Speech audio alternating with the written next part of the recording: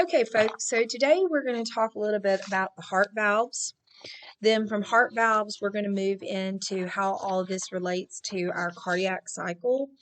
And then finally, we'll discuss how we regulate our heartbeat.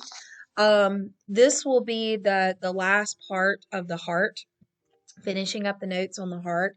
And this section, starting right here at heart valves, begins your discussion question, and we'll talk about where it ends in just a few minutes. So, yesterday or last lecture, we discussed about how the blood moves in a very particular pathway through the heart, the lungs, the body. Well, the way that that traffic or that pathway is enforced or made to happen in that particular succession is because of heart valves. Heart valves, they respond to the changes in blood pressure. They may close when the blood pressure is high, or they may open when blood pressure is high, but our heart has a very specific way of handling the blood pressure as it moves in and out of the heart to allow blood to move to where it needs to go. So this is what a heart valve looks like. And so you can see it's kind of this almost like a, I don't know, like a little pod looking thing here.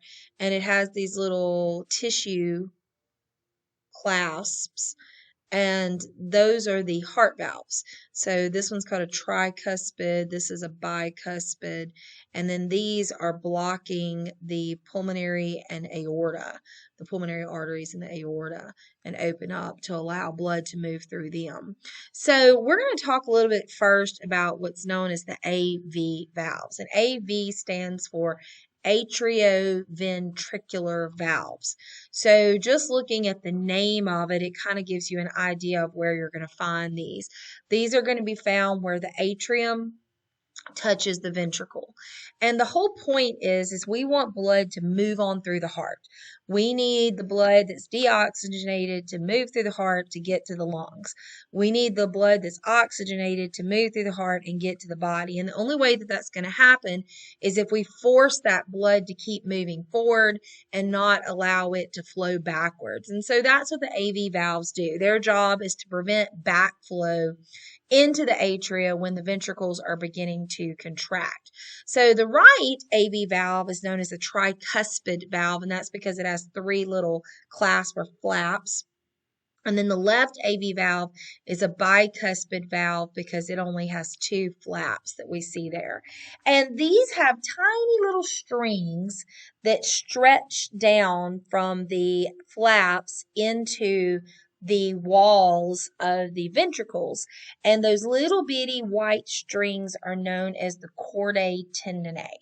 And we sometimes call them heartstrings. But their job is to anchor those flaps to the heart walls so that way the valve won't flip inside out or like an umbrella on a windy day. So this is what it looks like. So you'll see here, these are the AV valves. They're located between the atrium and the ventricles. And this would be the cusp or the flaps that we see. And here are those little heartstrings. And their job is to, when the pressure gets really high, they keep this from blowing backwards. So they kind of anchor and hold this valve closed so that it doesn't flip inside out. So when our heart is relaxed, because our heart goes through a period of relaxation, just a fraction of a second every minute, or a fraction of a second every series of seconds, our heart will relax. And when that happens, the AV valves, they just hang open. They just flop on into the ventricles. And that allows blood to just very easily move from the atria to the ventricles. So whether it's coming from the lungs or whether it's coming from the body, it can just go straight through those major vessels and into the atria, and then it just pours straight into the ventricles. But the problem is that, well, not really a problem, but what happens is when the ventricles begin to contract, because they've got to move that blood out of the heart, what happens is the pressure gets really high. And I tell people, think of like a water balloon. If you're holding a water balloon full of water and you begin to push or squeeze on that water balloon, that contraction of your hands around the water balloon raises the pressure inside of that water balloon. And of course, we know that our water balloons can't handle a whole lot of pressure. So what happens is it ruptures. Well, for our heart, that pressure gets higher, higher, higher, higher, and it forces the AV valves to close. So that way the blood is required to stay inside the ventricle. And so then from there, the blood has to find an alternate exit. And so what it'll do is it forces it then to exit out the pulmonary arteries to the lungs or out the aorta to the rest of the body. And then those chordae tendineae just prevent it from flying backwards, like we said, an umbrella on a windy day. So here we are right here. The blood is going to pour in from where it's coming from, the body here, the lungs here. It just goes straight down into the ventricles. So it's just going to pour into the ventricles. And as the ventricles begin to fill up and the heart begins to squeeze, contract, it raises the pressure. And so these valves slam shut, just close right up. And now the blood will have to exit in another way. And so let's look at those. So in order for blood to get out of the heart, it has to pass through an SL valve. An SL valve stands for semi-lunar valve. These valves are located at the base of the aorta or at the pulmonary veins.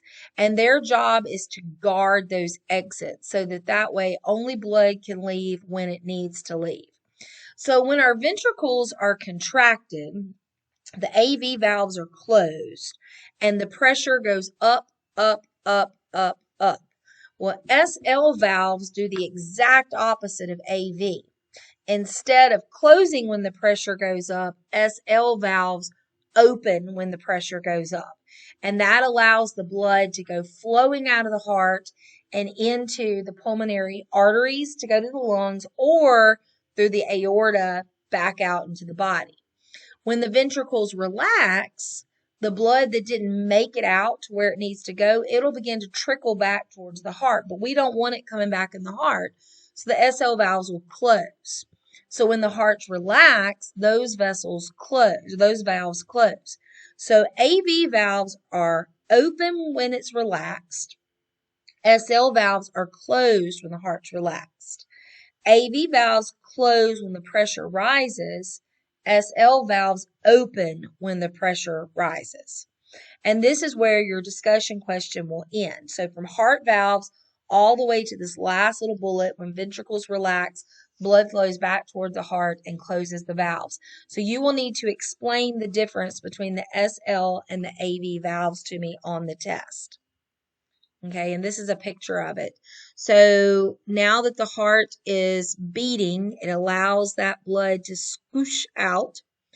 And whenever the heart relaxes, that blood will start coming back down. But we don't want that blood coming back. We want new blood in the heart. So it just hangs out there until the next heartbeat, and then it will flow on out where it needs to go. Okay, so the next thing we're going to discuss is the cardiac cycle. Our heart, of course, contracts, and its job is to shoot blood throughout the whole body, whether it's sending it to the lungs to get reoxygenated or if it's sending it to the tips of your toes to give it oxygen there. But the cardiac cycle is how this happens. So it's basically when the blood contracts and relaxes. So we have two terms that we use to tell about the cardiac cycle. We have systole or systole, which is the contraction time of the cardiac cycle. And then we have diastole or diastole. This is the relaxation time of the heart cycle, the cardiac cycle. And you've seen this before because when people have their blood pressure taken, the top number is the systolic pressure, which means what's your blood pressure when your heart's contracting. And then the bottom one is the diastolic number, and that tells you what's your blood pressure when your heart is relaxing. So the cardiac cycle itself are all of the events that are associated with blood moving through the heart during one heartbeat. And we can tell when a cardiac cycle is over because we can see the changes in pressure. You've seen it before if you've ever seen a heart monitor, the little line that goes up and down, up and down, up and down, like in a zigzag. It's measuring a cardiac cycle. So a whole cardiac cycle lasts only 8/10 of a second. And so the atrium, they contract in 1/10 of a second. The ventricles contract for 3/10 of a second.